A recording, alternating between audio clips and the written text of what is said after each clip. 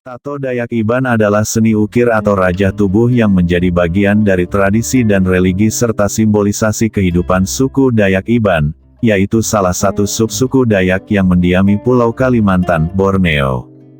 Terutama Kalimantan Barat, Sabah dan Sarawak, dan Brunei Darussalam. Budaya tato dalam masyarakat Dayak merupakan tradisi nenek moyang yang telah diwariskan secara turun-temurun kira-kira sejak tahun 1500 sampai 500 sebelum Masehi. Tato Dayak Iban merupakan salah satu tato tradisional di dunia yang masih bertahan hingga kini.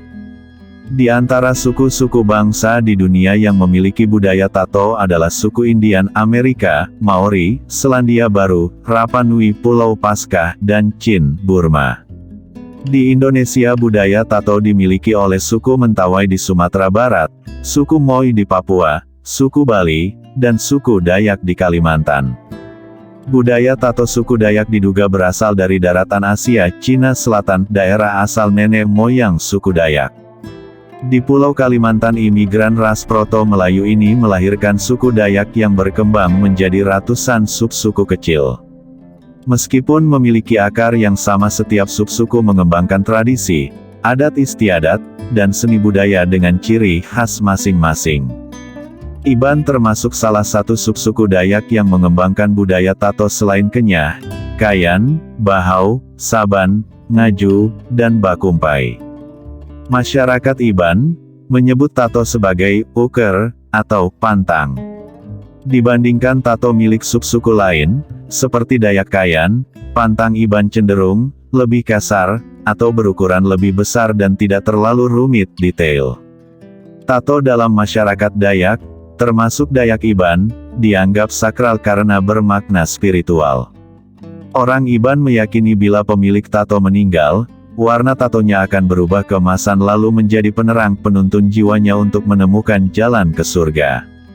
Bagi orang Iban, setiap tato juga mengandung nilai-nilai luhur sekaligus berfungsi sebagai simbol. Tato menunjukkan identitas manusia serta hubungannya dengan Tuhan, sesama, dan alam semesta. Tato juga menjadi pengingat atas pengalaman atau perjalanan yang pernah dilakukan. Secara luas pantang Iban menjadi salah satu identitas kesukuan yang memungkinkan sesama orang Iban saling mengenal sekaligus membedakannya dengan subsuku Dayak lain atau suku-suku bertato di luar Dayak. Oleh karena itu, pemilihan motif tato dan penempatannya pada tubuh tidak dapat dilakukan secara asal-asalan, sebaliknya harus mengikuti aturan. Penerapan tato untuk laki-laki berbeda dengan perempuan karena makna dan arti setiap motif pantang Iban juga berbeda untuk keduanya.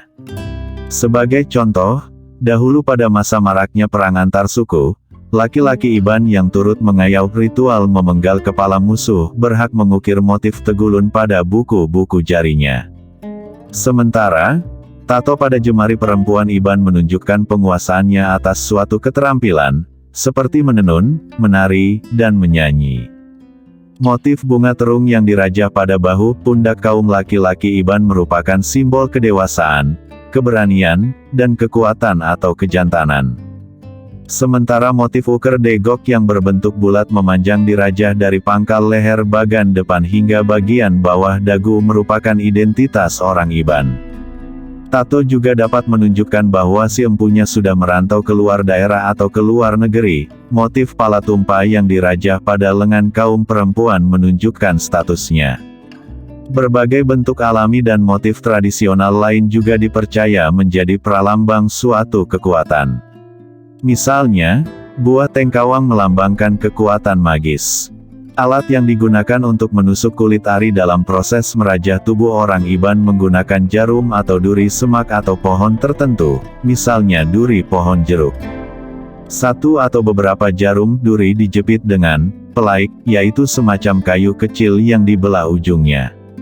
Sementara pemukulnya dibuat dari sebatang rotan atau kayu. Tinta atau pewarna rajah dibuat dari jelaga asap lampu, pelita atau arang damar yang berwarna hitam. Tato Dayak Iban memang didominasi warna hitam. Untuk mendapatkan warna hitam yang pekat, jelaga atau arang damar dicampur air tebu atau lemak babi.